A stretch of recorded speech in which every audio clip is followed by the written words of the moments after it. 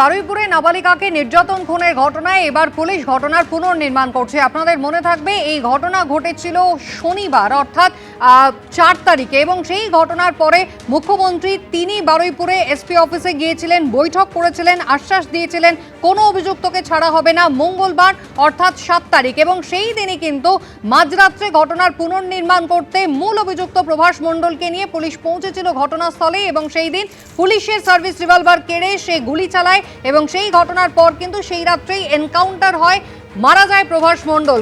গোটা ঘটনার পর এবার ফের একবার ঘটনার পুনর্নির্মাণ করতে পুলিশ আধিকারিকরা তারা পৌঁছে গিয়েছেন। রঞ্জিত হালদার আমাদের প্রতিনিধি রয়েছেন আমাদের সঙ্গে।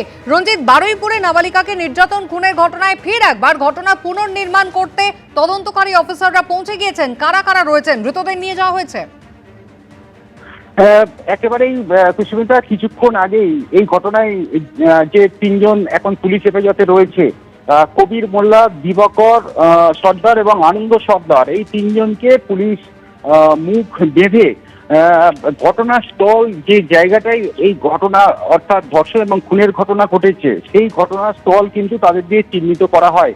তাদের মুখ ঢাকা অবস্থায় নিয়ে আসা হয়েছিল এবং চিহ্নিত করার পর এখানে এফএসএল টিম সঙ্গে সিআইডি টিম তারা রয়েছে এবং বারুইপুর পুলিশ জেলার একাধিক পুলিশ আধিকারিকরা যেমনটা রয়েছেন এবং এই ঘটনার যে সিট গঠন হয়েছে সেই সিটের আধিকারিকরাও এই ঘটনাস্থলে রয়েছে।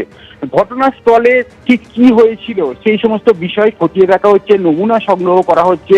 যে কিছুক্ষণ আগেই একটা ছবি দেখা গেল যে এখানে মদের বোতল, গাঁজা সহ একাধিক নেশার জিনিসপত্র রয়েছে। সেই সমস্ত জিনিসপত্র কিন্তু তদন্তকারী যারা রয়েছেন সিআইডি এবং এফএসএল এর টিম তারা কিন্তু সেইগুলো এখান থেকে পুঙ্খানুপুঙ্খানুভাবে উদ্ধার করছে এবং এর আরো কিছু এখানে পড়ে আছে কিনা সেই সমস্ত বিষয় খতিয়ে দেখা হচ্ছে।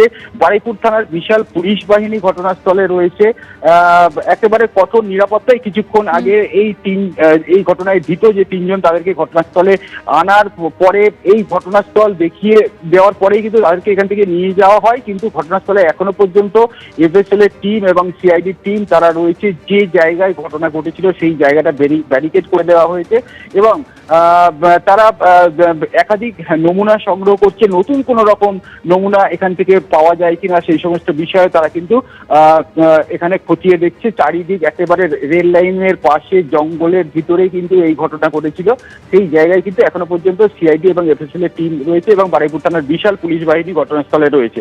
একেবারে রঞ্জিত, ধন্যবাদ। অর্থাৎ আপনাদের মনে থাকবে যে মুখ্যমন্ত্রী শুভেন্দু অধিকারী শনিবার তিনি যখন ফের বারুইপুরে গিয়েছিলেন তিনি কিন্তু এই ঘটনায় স্পষ্টই জানিয়েছিলেন যে এলাকায় অতিরিক্ত মদ, গাঁজা, মাদকের ব্যবহার হয়েছে এবং সেই কারণেই কিন্তু মূলত বারুইপুরের এই নারকীয় ঘটনা ঘটে গিয়েছে 1 সপ্তাহ আগে।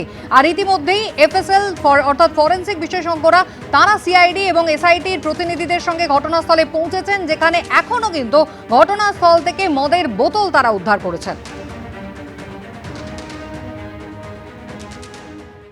এবিপি আনন্দ এগিয়ে থাকে, এগিয়ে রাখে।